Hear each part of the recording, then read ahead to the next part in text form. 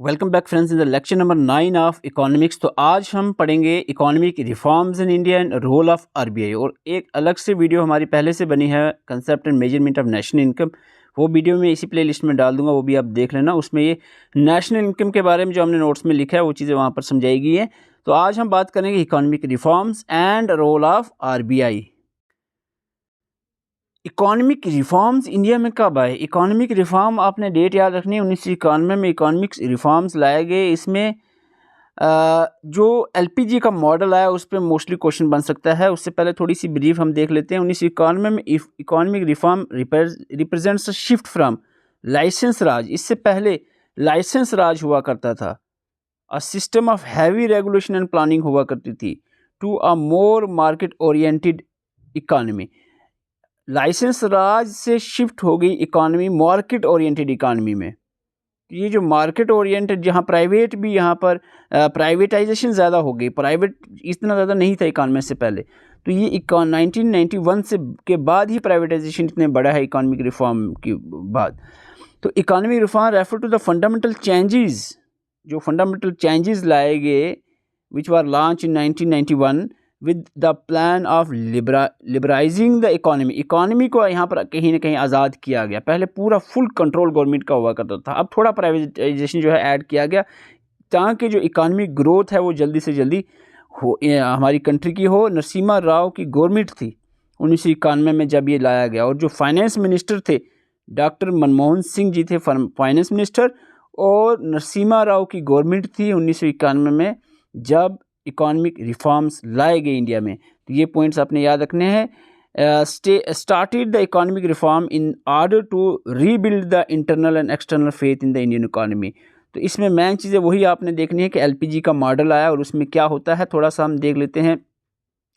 Crisis जो 1991 क्यों लाया गया, 1991 तक आप देखते हो बहुत सारे क्राइसिस हो गए। सबसे पहली बात, बिफोर 1991 में India face severe balance of payment crisis, balance of payment crisis था।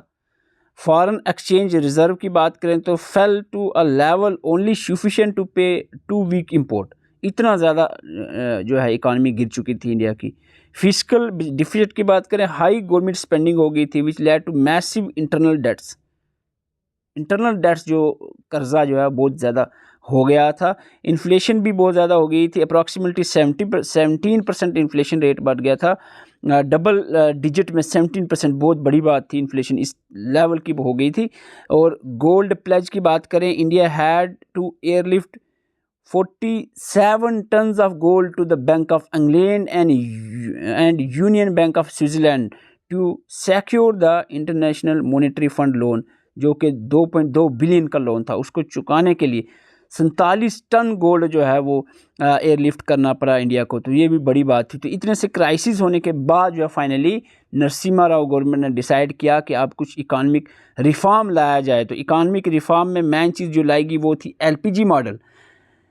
द रिफॉर्म लेड बाई, इसका जो मेनली जो लीड कर रहे थे वो प्राइम मिनिस्टर नरसिम्हा राव थे, और इनके finance minister doctor Manmohan Singh थे, जिनका मेजर फोकस था इन 3 पिलर्स पे, LPG, liberalisation, privatisation and globalisation.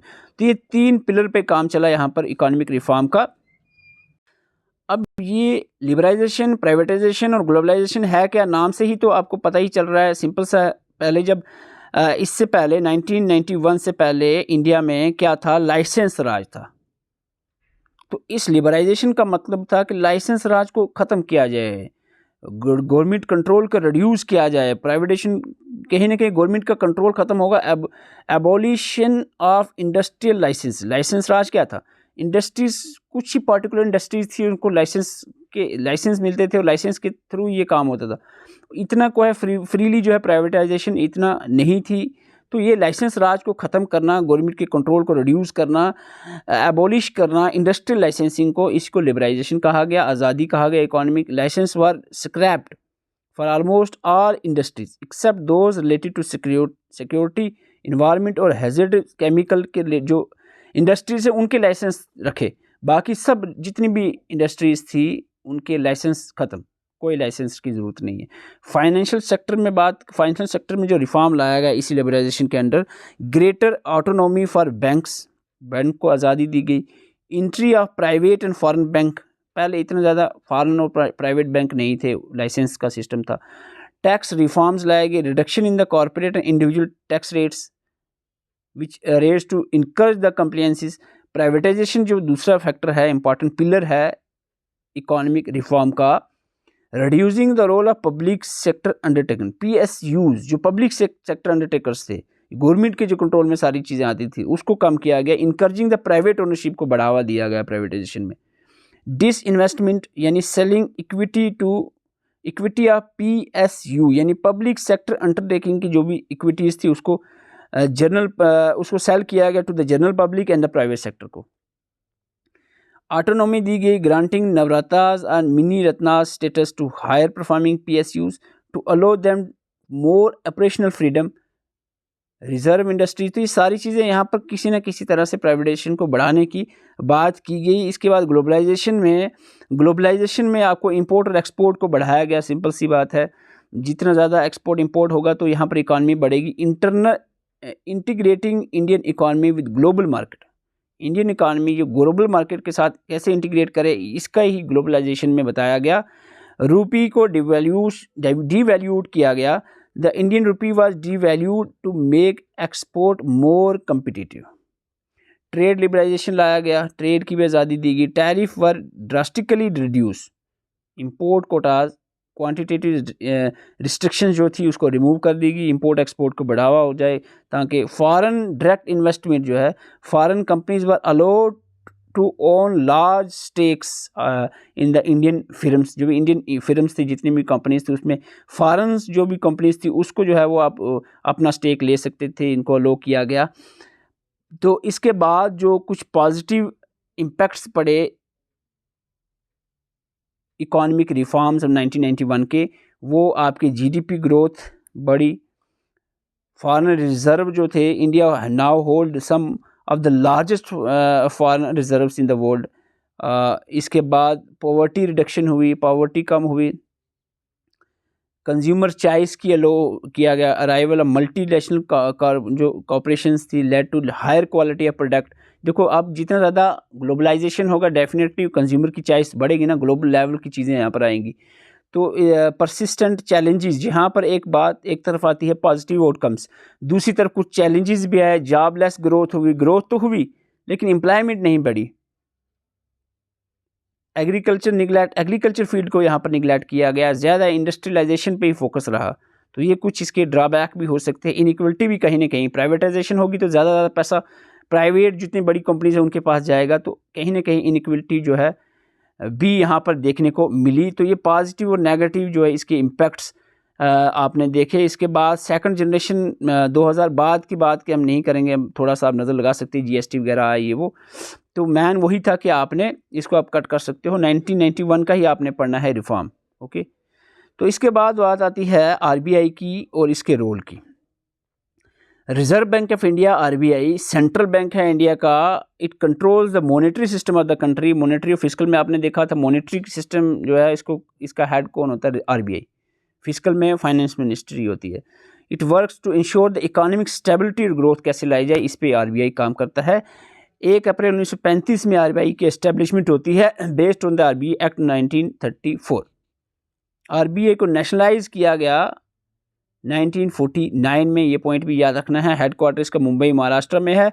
सबसे पहले गवर्नर जो RBI के बने थे सर ओसबर्न स्मिथ थे, और जो करंट गवर्नर हैं RBI के संजय मल्होत्रा हैं। फंक्शंस की बात करें, RBI के function, issue of currency. RBI has sole authority to issue the currency note except 1 रुपये का जो नोट या काइन है उसको छोड़ के बाकी सारी जितनी भी करेंसी है वो कौन इशू करता है, उसकी अथॉरिटी किसके पास है? RBI के पास। जो 1 रुपये का नोट या काइन है वो गवर्नमेंट ऑफ इंडिया इशू करती है, बट सर्कुलेट उसको भी RBI करता है। ये 1 रुपये के नोट की कहानी याद रखना, ये इसको जो है वो इशू करती है गवर्नमेंट ऑफ इंडिया। बाकी जितनी भी करेंसी है सारी RBI उसके पास अथॉरिटी है इस करेंसी की इशू करने की। बैंकर ऑफ इंडिया कहा जाता है RBI को, सभी बैंक का बैंक है। RBI is the bank, act as a banker, agent or advisor to the central government, state government and manage the government accounts and public debts. Banker to the government भी है RBI, और bankers of banker भी है RBI. जितने भी banks commercial bank है उनका head है, और गवर्नमेंट का भी जो है हम कह सकते हैं बैंकर है। गवर्नमेंट का जो मैन बैंक है समझ लो वो RBI. Keep the cash reserve banks, provide loan to the banks during the emergency. Controller of credit, credit का कंट्रोलर भी आरबीआई है। RBI control credit to maintain the price stability, prevent inflation and deflation. तो price stability लाना भी RBI का काम है।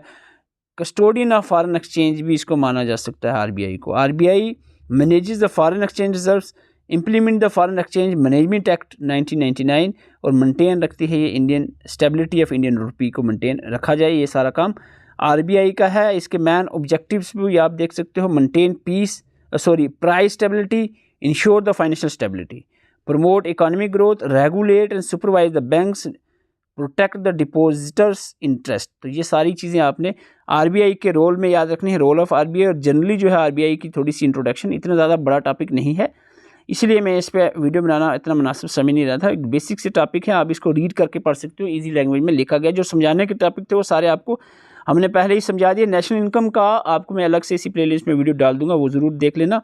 हमारा यहाँ पर हो गया कंप्लीट इकोनॉमिक्स का सिलेबस, वीडियोज़ आ गई हैं, नोट्स आपके पास है। अब आपके टेस्ट जो है कुछ दिनों में आपको मैं टेलीग्राम में बता दूंगा टेस्ट कब आपका लेना है। जब आपका टेस्ट टेलीग्राम में बता दूँ, इस दिन टेस्ट है, इस रात को आपको टेस्ट लेना है, उस टाइम ये जो नोट्स आपके जितने भी पेजेस के 20-25 पेजेस के नोट्स हैं, इसका एक वर्ड भी नहीं आपको भूलना चाहिए। एक एक वर्ड अच्छे से याद होना चाहिए, बस मेरा इतना ही कहना है। बस एक एक वर्ड भी नहीं आपको भूलना चाहिए।